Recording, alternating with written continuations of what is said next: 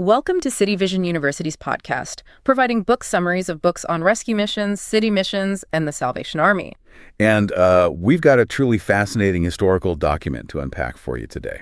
Yeah, we really do, because to start this deep dive, I actually want you to just picture yourself standing on the streets of Lancaster, Pennsylvania, and we're talking May of 1905. Right, so we are right in the thick of it. Exactly. If you take a breath there, the air is just thick with this heavy, acrid smell of coal smoke. Yeah. Factories are everywhere. And you've got the horse carts too, right? So there's that inescapable scent of horse manure mixed in, people hauling goods to the railways. Yeah, it's a sensory overload. The second industrial revolution is just roaring at this point. And, wealth is being generated at this staggering pace. But the shadows cast by that wealth are, they're long and cold and very crowded. That's the perfect way to put it, because if you slip through the cracks of this booming 1905 economy, there is no federal safety net waiting to catch you. None. Zero. There's no subsidized housing, no unemployment insurance. Right. If you fall, you hit the cobblestones hard. And today, we aren't looking at some master plan drawn up by city bureaucrats to fix this massive issue. No, not at all. We're looking at a really illuminating historical document. It's simply titled The History of Water Street Rescue Mission. And the goal of this deep dive is to understand how this massive, multifaceted urban institution was born, not from a boardroom, but from this collision of profound desperation and a single rented storefront. It is a phenomenal text to unpack. Yeah. Primarily because, it serves as this raw, unfiltered case study in urban sociology. Yeah, it's not just a timeline of real estate. Exactly. What we are really examining here is the adaptive reuse of city spaces and the agonizingly slow, deeply necessary evolution of social safety nets in America. Which is wild when you track it over an 80-year span, right? From the grime of 1905 through 2 world wars. You're not just reading a timeline of building purchases. You are literally reading the shifting psychological and geographical map of a city's conscience. I love that. A map of a city's conscience. So our mission today is to pull you directly into that map. We're going to trace how a very simple prayer in that cold-choked environment mutated and, expanded. We should start with the incubation period, May 1905. Because the document introduces us to a founder whose profession feels, frankly, incredibly symbolic. Oh, Dr. Ezra Cyber. Yeah, Dr. Cyber and his wife, he was an optometrist in Lancaster. You can't write this stuff. Right. According to the text, he felt this profound, burdensome calling to start this work in the city. But simultaneously, and this is the crazy part, entirely unprompted by Cyber, there was another group. Students from the Nyack Missionary Training School. Yes. They were walking those exact same streets, praying for the exact same thing, a mission in Lancaster. The sociology of that specific moment is just striking. You have independent actors arriving at the exact same conclusion, the exact same time. It's like something was just in the air. Well, in historical analysis, we often look for these moments of decentralized momentum. It tells us that the environmental conditions of Lancaster, the visible poverty, the transient workers, the men broken by industrial labor, they had reached a critical mass. The need was just so loud. Exactly. It was emitting a frequency so loud that anyone with a modicum of civic or spiritual sensitivity could hear it. And the irony of Dr. Cyber being an optometrist cannot be overstated here. It's almost too perfect. He's a guy whose entire scientific life is dedicated to correcting physical vision. Right. He measures astigmatisms, he grinds lenses, he helps people see the physical world clearly, yet he is the one who develops this overwhelming invisible vision for his city. It's like he's looking past the physical ailments of his patients and diagnosing this deeper systemic blindness in the community's social structure. He saw what everyone else was choosing to ignore. I wonder how his daily interactions fueled that. He's looking literally into people's eyes all day long. You can hide a lot of things, but you can't really hide sheer exhaustion in your eyes. That's a great point. He saw the fatigue up close. So this dual prayer from the doctor and the students, it results in immediate action. They don't form a committee or do a feasibility study. They just rent a room. At 207-209 Coral Street. Yeah. And the source text tells us they secured the storefront, they got an organ, and they brought in a few chairs. And that is it. That's the entire inventory. Which is so incredibly lean. If you are listening to this and you work in the tech sector, or, if you've ever started a small business, this origin story should sound incredibly familiar. It is the absolute definition of a startup in its garage phase. Operating with a minimum viable product. Yep. an MVP. Exactly. The MVP model is fundamentally about testing a core hypothesis with the least amount of capital and time possible. To disrupt the status quo, you don't need a cathedral. You don't even need a solid business plan. Right. You just need a core idea, a tiny space, and the bare minimum equipment. For Dr. Cyber, the MVP for a city mission was stripped to the absolute bone. The rented room provided shelter. And the organ acted as the marketing mechanism. Yes, literally projecting sound out onto the street to capture attention. And then the chairs were the user interface. They basically said, come in and stay. It is brilliantly lean. But I have to ask, doesn't operating that lean in the realm of social work carry a massive risk? Like a risk of total undercapitalization? If you open a storefront with just an organ and some chairs, aren't you risking being totally overwhelmed by the sheer volume of need? Oh, absolutely. That is the inherent danger of grassroots charity. If you open the floodgates of human need without the infrastructure to actually process it, the organization usually collapses under the weight of its own compassion, usually within months. Because everyone rushes in and you just don't have the resources. Right. However, the simplicity of Cyber's setup was actually its greatest sociological strength in that specific 1905 era. Really? How so? Well, think about a massive, heavily funded institution. It comes with architectural and psychological barriers. It feels sterile, bureaucratic, and imposing. Like a courthouse or a huge traditional church? Exactly. A storefront, conversely, is fundamentally designed to be accessible to foot traffic. It is commercial architecture repurposed for spiritual and social commerce. Ah, I see. By keeping the barrier to entry so incredibly low, they completely bypass the intimidation factor that kept the urban poor away from established high-steeple churches. That makes so much sense. And, the data in the text supports that hypothesis. It notes that almost immediately, unsaved people from the neighborhood came to the meetings and souls were converted. A mission was established practically overnight. But reading that, a massive question jumps out at me. Did people flood into this tiny room because there was a profound, pre-existing hunger for spiritual rescue in that neighborhood? Or was it simply the novelty of the thing? Novelty is powerful. Right. Imagine you are a factory worker in 1905. Your life is incredibly monotonous. And suddenly, boom, there's a storefront blasting organ music. Isn't that just really effective guerrilla marketing, drawing a curious crowd? It is almost certainly a confluence of both. And separating the two is really difficult historically. You cannot discount the sheer entertainment value of a sudden, loud, passionate gathering in an era before mass media. They didn't have smartphones to look at. Exactly.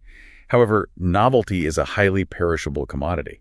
It might get a massive crowd in the door on a Tuesday, but it won't keep them coming back. Yeah. And it certainly won't compel them to fundamentally alter their life trajectory. That's very true. The text specifically records that souls were converted, which indicates that the initial novelty quickly gave way to a deeper structural resonance.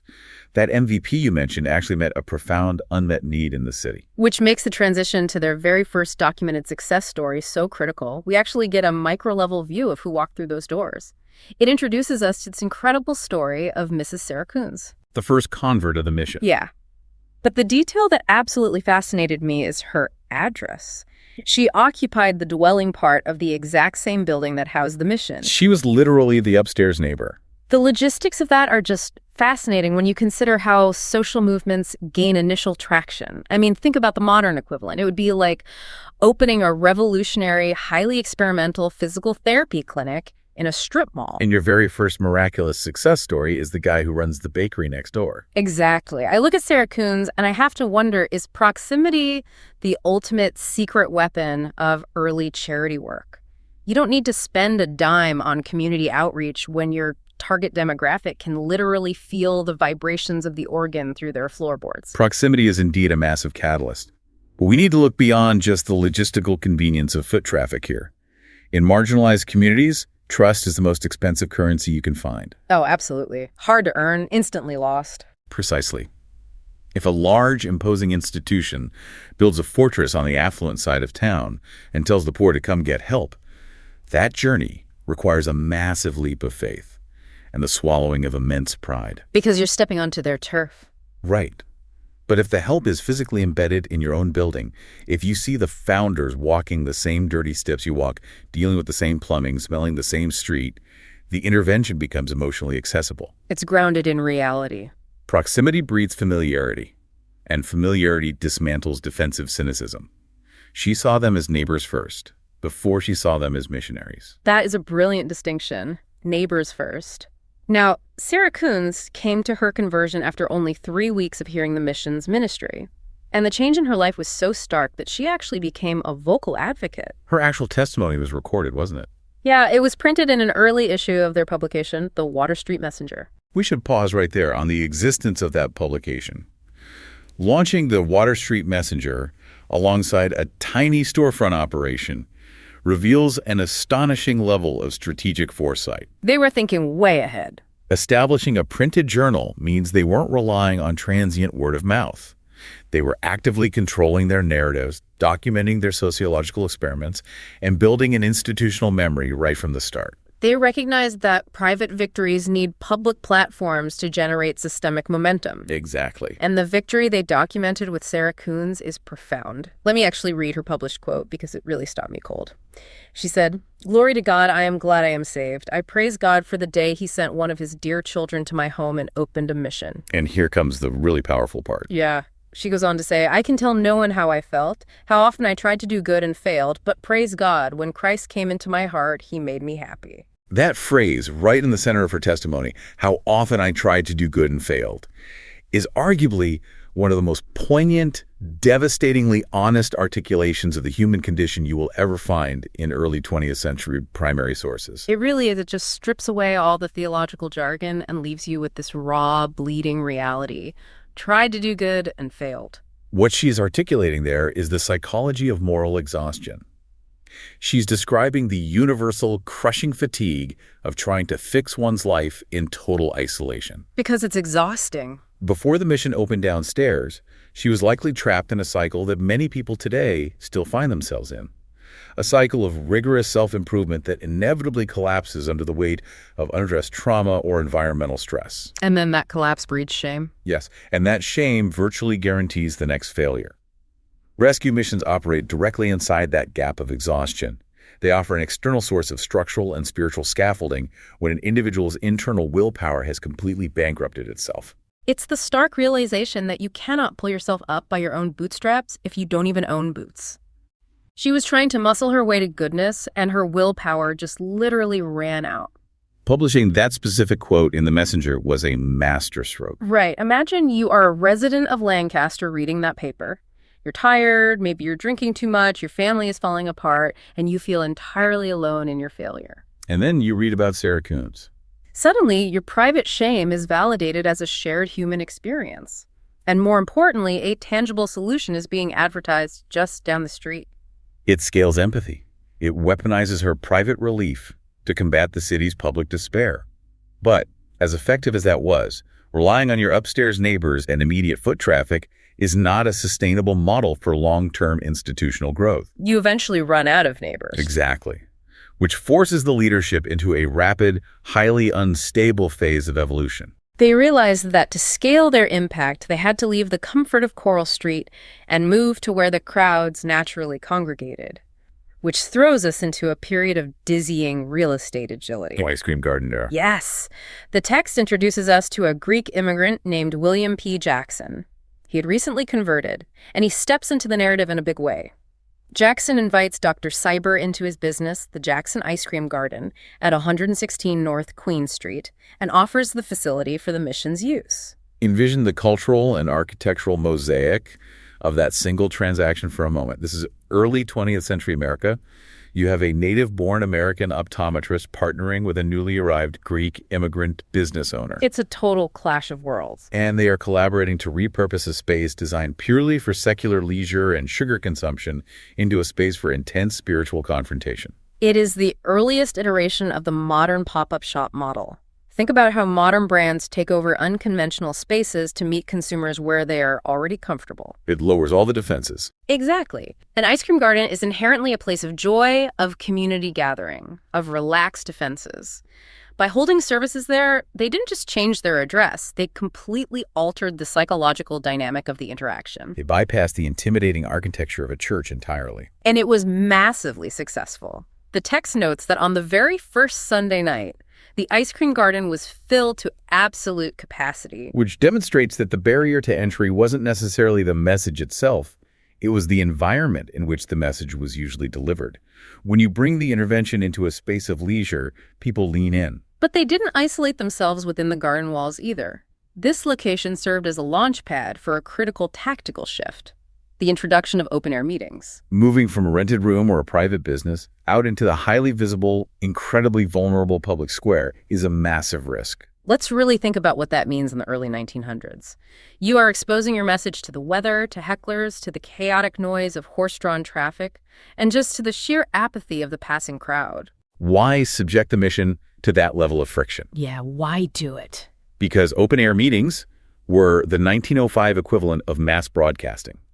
It demonstrates a massive surge in institutional confidence.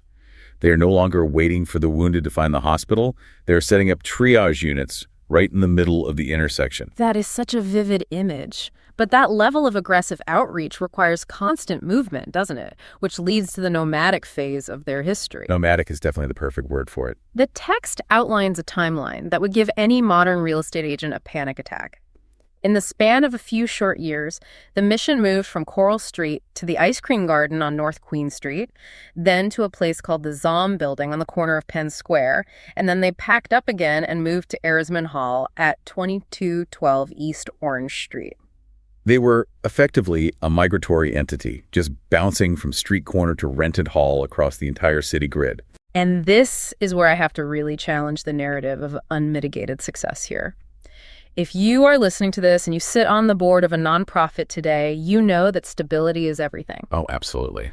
If an organization changes its physical address 4 times in 36 months, the public perception is going to be disastrous. It looks chaotic. You lose your mail, you confuse your donors, your foot traffic drops off because people literally think you've gone out of business. It breaks trust. Right. Doesn't constantly uprooting a fledgling mission critically damage its credibility? Or is there some hidden advantage to that chaos that I'm just missing? It is a highly precarious strategy, and it definitely risks alienating your core base. However, if we view this through the lens of organizational theory, that forced agility functioned as a geographic stress test. A stress test. The mission wasn't wandering aimlessly. They were executing a crude but incredibly effective form of strategic reconnaissance. Explain how that works in this context. By moving to vastly different quadrants of the downtown area, from the commercial corridor of Queen Street to the civic heart of Penn Square, and then over to East Orange Street, they were mapping the spiritual, economic, and physical needs of Lancaster. Oh, wow. Gathering data by experiencing it. Precisely. Each neighborhood offered a different demographic, a different type of transient worker, a different concentration of poverty. They were testing different foot traffic patterns and learning, through relentless trial and error, exactly where the friction points of human desperation were most acute. So while it appeared completely chaotic on paper, that nomadic phase was a period of aggressive data gathering. They were learning the topography of the city's pain, so that when they finally had the capital to drop anchor permanently, they would know exactly where to do it. That reframes the entire era for me. It wasn't instability, it was iteration. But as you said, eventually you have to drop anchor. You cannot run a long-term, multi-generational intervention out of a pop-up shop. No, you can't. Which brings us to the most critical philosophical pivot in the entire 80-year history. 10 years after that first prayer, we enter the years 1915 to 1921. The founders step back slightly, and the organization appoints its first official superintendent, a man named Paul G. Hayes. And Hayes immediately makes a massive, defining declaration that changes absolutely everything. He assesses a decade of exhaustive work and fundamentally rewires the DNA of the organization. The text quotes Hayes directly.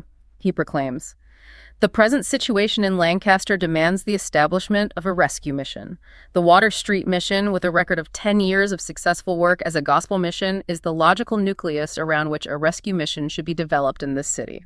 To a casual listener today, gospel mission and rescue mission probably sound like two interchangeable, antiquated religious terms. They really do. But the distinction he's making here is monumental, isn't it? It is the difference between addressing the symptom of a crisis and addressing the entire systemic reality of a human being.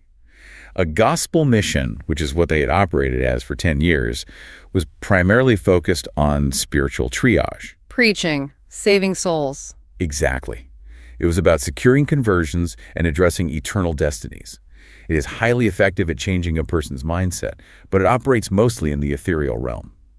A rescue mission, however, represents a radical integration of philosophies. Getting into the physical dirt. It is the jarring realization that you cannot simply preach theology to a starving man and expect him to flourish.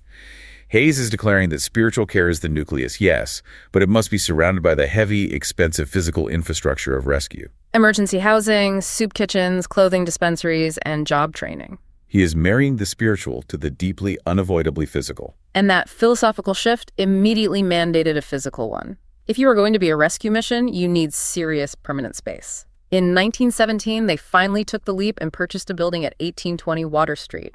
This is the real estate transaction that finally anchored them. And it gave the mission its enduring name, the Water Street Rescue Mission. We must contextualize the year 1917 here, though. This is not happening in a vacuum. World War I. Exactly. The United States is entering the war. The industrial machine is ramping up to a fever pitch, displacing workers and altering the economy. And the devastating Spanish flu pandemic is looming just over the horizon in 1918. The societal fabric is incredibly strained. In the midst of all this, on April 11th, 1917, they not only buy the building, but they formally incorporate and charter the organization, transitioning from a loosely affiliated group of volunteers into a legally recognized non-sectarian entity. I really want to dig into the wording of that 1917 charter because it is staggering in its ambition.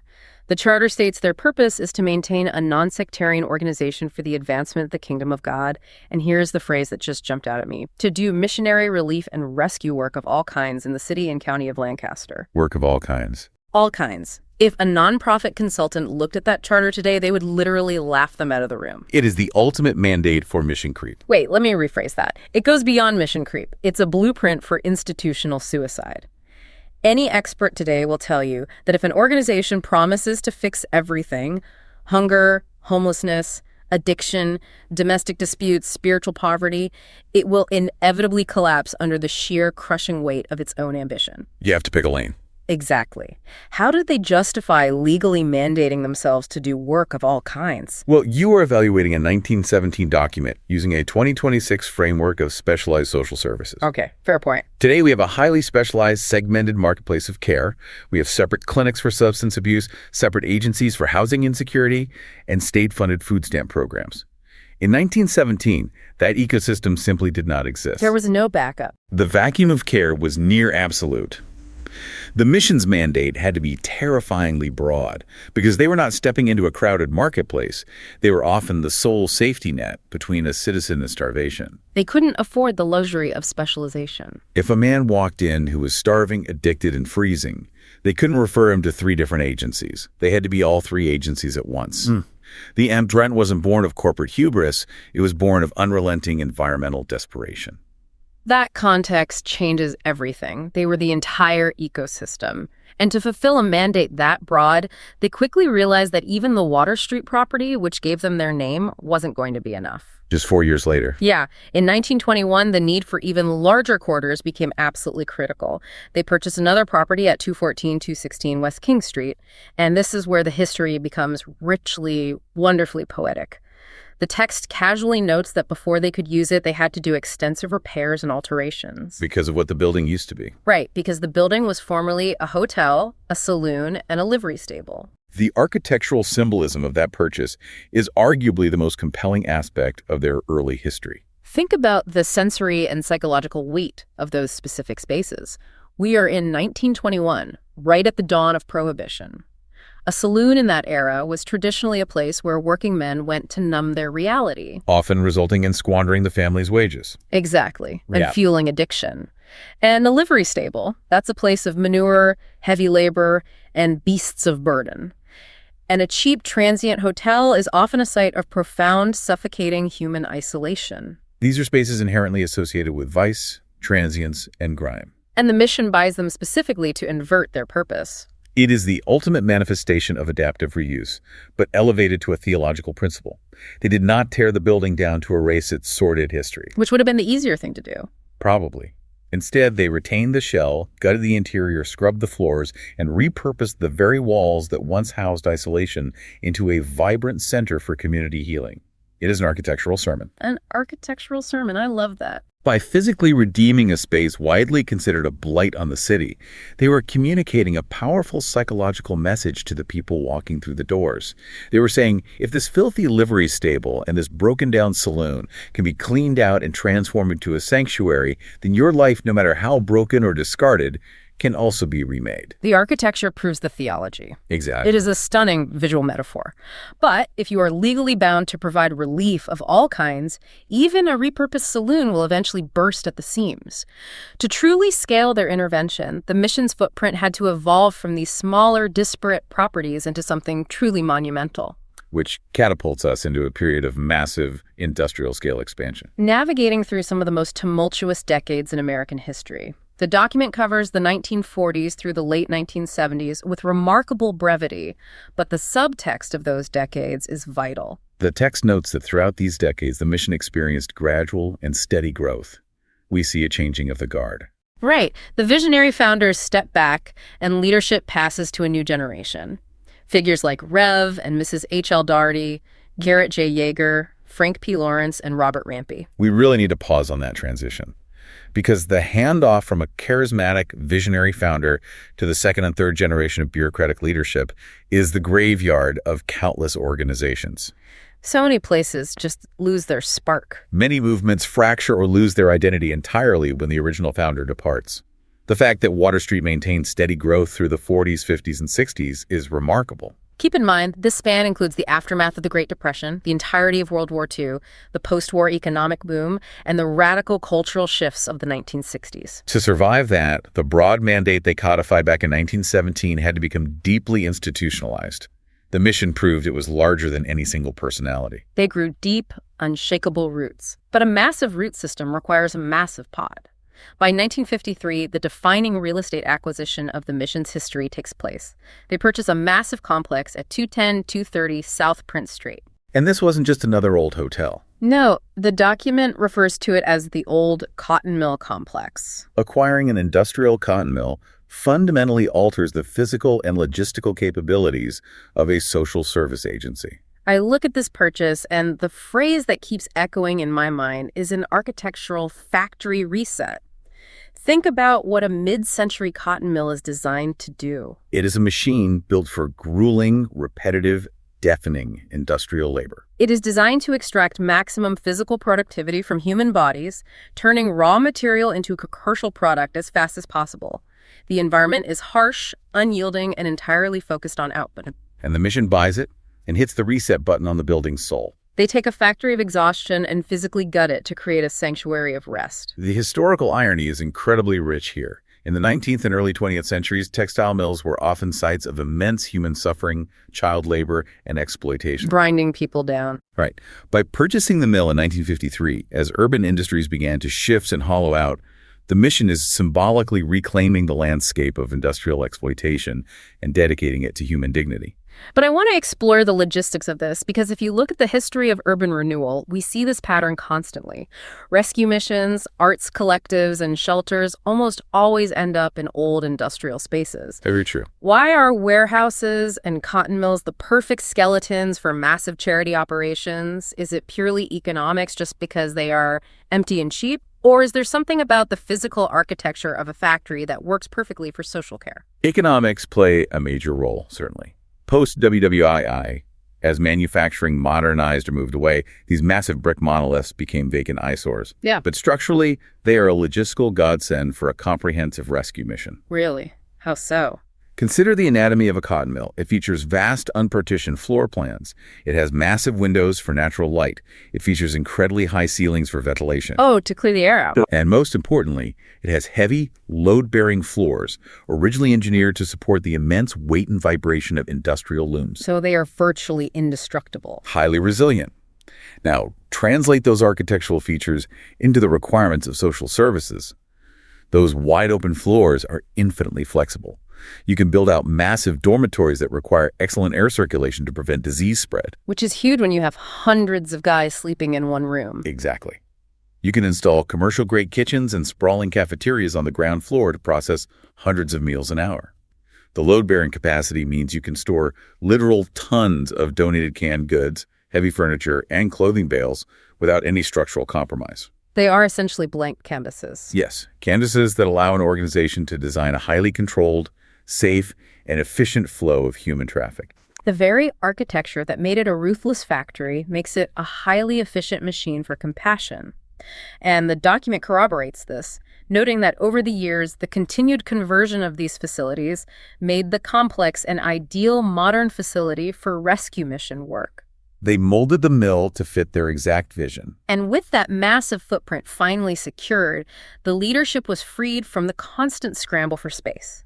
They could stop worrying about where to put people and start rigorously refining exactly how they processed and helped people. Which initiates the era of systematized compassion.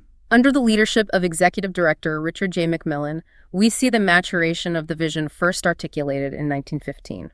Inside this massive cotton mill, they formalized their work into a comprehensive social architecture. And this brings us to the most detailed and, frankly, the most controversial part of the document, the modern blueprint.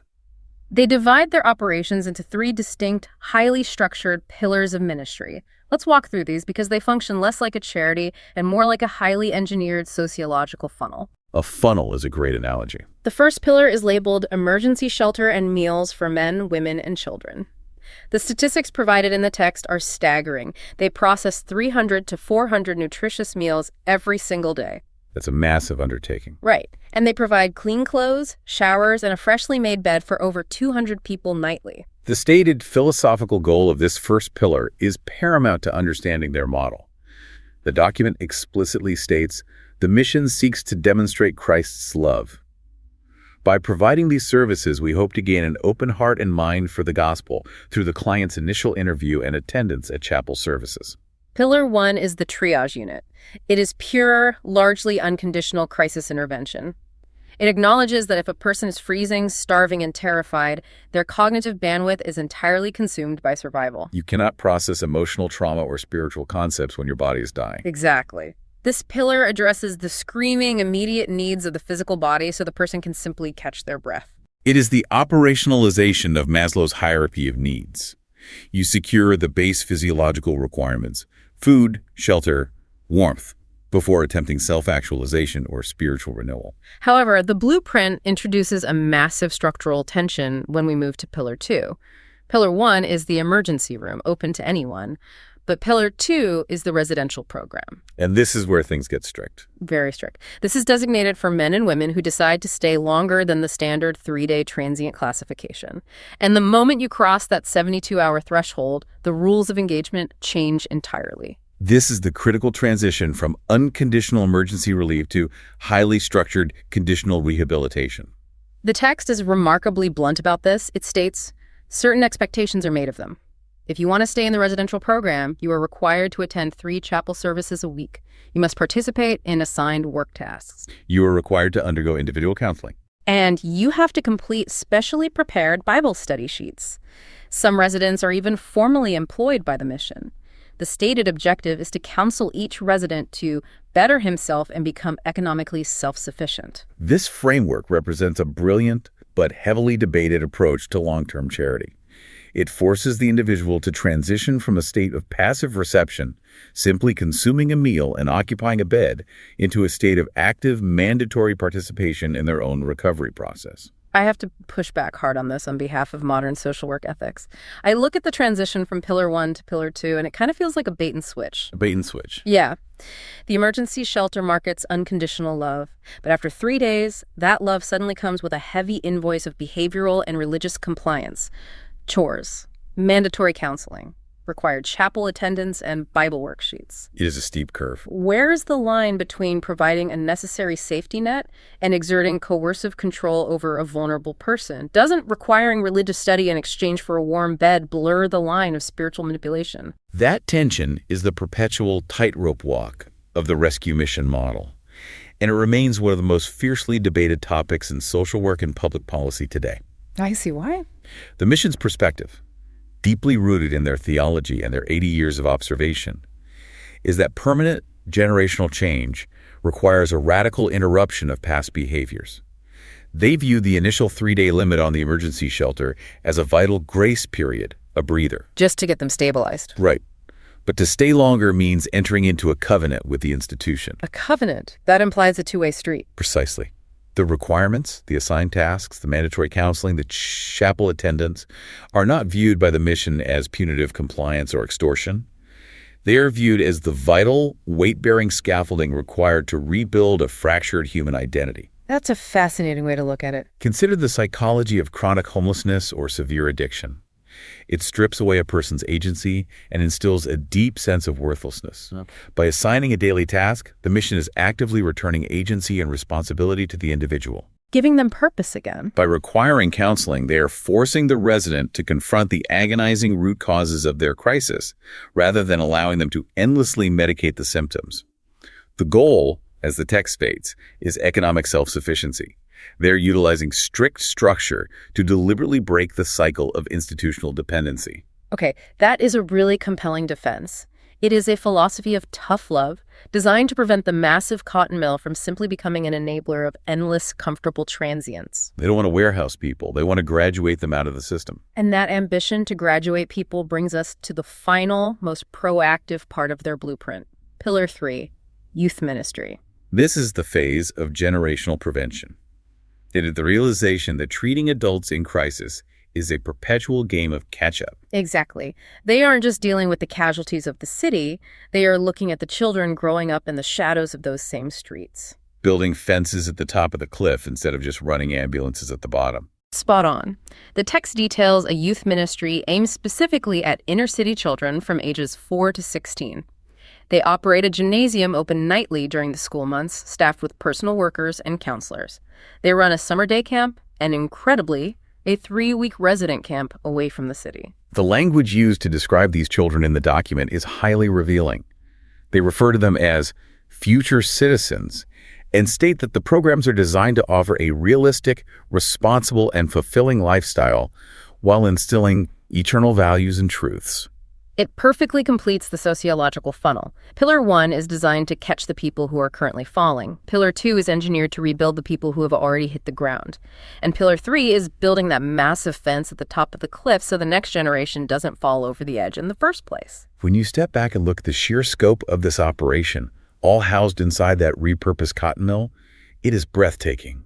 The text also casually mentions they operate a thrift retail store, a furniture bank, and a massive recycling reclamation program that provides industrial work and job training for the resident men. It is a fully enclosed, self-sustaining ecosystem of human recovery. It is a masterclass in holistic urban ministry.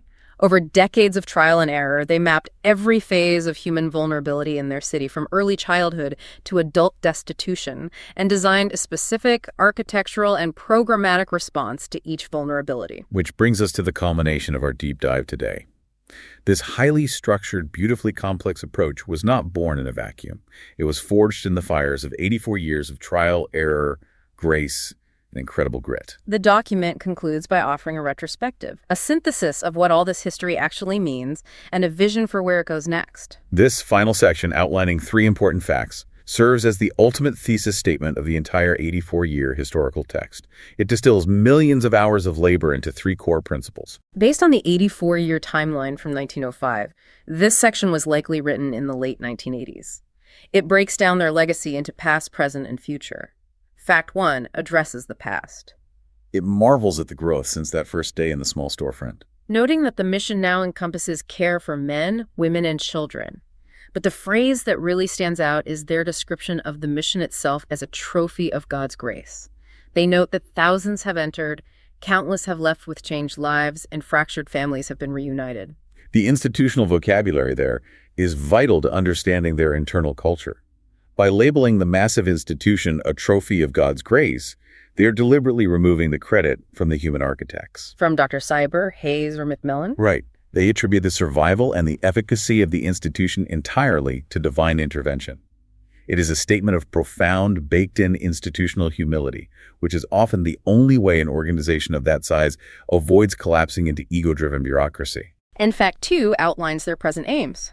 They reaffirm their commitment to preach, shelter, feed, and teach. But the conclusion of that paragraph is what truly arrested my attention. What did it say?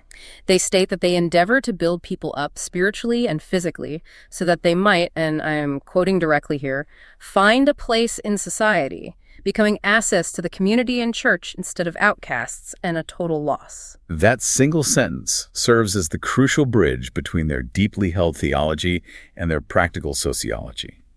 They were transitioning individuals from the category of outcasts to the category of assets. That language is so striking, becoming assets to the community. If you think about it, isn't it fascinating that an intensely spiritual, fundamentally gospel-driven mission ultimately measures the final success of its work by a person's earthly, economic, and civic value? It's very grounded. They don't simply declare, we saved their eternal soul, our job is finished. They declare, we saved their soul, and the undeniable proof of that salvation is that they must now become a productive, contributing asset to the city of Lancaster. It argues that true spiritual revival must inevitably result in the social and economic revival of the surrounding city. You have pinpointed the core pragmatic genius of the rescue mission movement right there. They fiercely refuse to bifurcate the sacred from the secular when it comes to human flourishing. They're completely intertwined. In their view, an outcast is not just a spiritual tragedy. It is a drain on the city's resources and a catastrophic waste of human potential. An asset, conversely, is someone who secures a job, pays taxes, raises healthy children, and stabilizes a volatile neighborhood, Making the whole city better. The mission views civic integration and economic self-sufficiency not as secular distractions from the gospel, but as the visible, tangible, undeniable proof of the gospel's restorative power. A changed heart must result in changed hands, which in turn results in a changed community. It completely redefines the purpose of charity. And finally, Fact 3 looks to the future.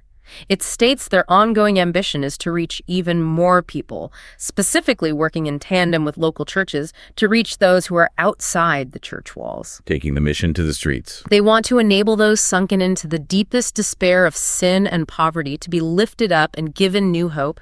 And they anchor this entire 84-year endeavor with a closing biblical mandate from Jesus. Inasmuch as ye have done it unto the least of these, my brethren, ye have done it unto me. That final quote is the foundational bedrock of the entire enterprise. From the gritty 1905 storefront to the sprawling 1953 cotton mill, the primary driving force was never real estate acquisition, civic pride, or sociological experimentation. It was a literal interpretation of that text. An unyielding interpretation of that specific verse. They trained themselves to see the divine embedded within the destitute. Every single bowl of soup served in that massive cafeteria, every load of laundry washed, every bed made in the dormitory was viewed not as a mere social service, but as a direct act of service to the divine. It elevates the mundane to something holy. That deeply internalized belief is the only engine powerful enough to keep an institution running for 8 decades, through world wars, economic depressions, and massive cultural upheaval. It is the ultimate, inexhaustible motivation. And it brings us to the end of our historical journey today. We have traced an incredible, sweeping arc of human endeavor. We started with an optometrist and a group of students, separated by distance but united by a burden, praying in the cold-choked air of 1905. We saw the raw, almost reckless vulnerability of opening a single rented storefront equipped with nothing but an organ, a few chairs, and an audacious hope. We witnessed the profound courage of Sarah Coons, the upstairs neighbor who bravely admitted to the city that she had tried to do good and failed, becoming the first vital spark of proof that this localized intervention could actually work. We followed them through the chaotic, nomadic years. Watching them pitch their message in a Greek immigrant's ice cream garden, taking over vulnerable street corners, and eventually purchasing spaces of vice and transience, a saloon and a livery stable, proving to the city that no physical space and no human life is too dark to be repurposed for light. And finally, we saw them move into the massive, echoing halls of the old cotton mill. Taking a factory explicitly designed to grind down human bodies for textile production and reprogramming its very architecture to churn out restored, self-sufficient human lives. It stands as a towering testament to the fact that cities are not merely constructed of concrete, asphalt, and steel. They are constructed of human intentions. And when a dedicated group of people intentionally decide to look at the brokenness of their city and absolutely refuse to look away, the physical landscape of the city will actually bend and adapt to accommodate that compassion. It bends, it adapts, and it fundamentally transforms. We've seen how an ice cream garden, a transient saloon, and a massive industrial cotton mill can be completely redefined by the vision of the people who occupy them. So if you are listening to this right now, I want to leave you with a thought to ponder long after this deep dive ends. Look around your own city today. As you drive to work or as you walk through your own neighborhood, look past the surface. What invisible cotton mills or saloons, what abandoned spaces, empty storefronts, or overlooked places of despair are sitting right there in plain sight, just waiting for a radically compassionate vision to repurpose them for something transformative? The opportunity for rescue and the architecture to support it is always right around the corner if you have the vision to see it. It truly is. Keep looking deeply at the world around you, challenge the blueprints you've been handed, and we'll catch you on the next deep dive.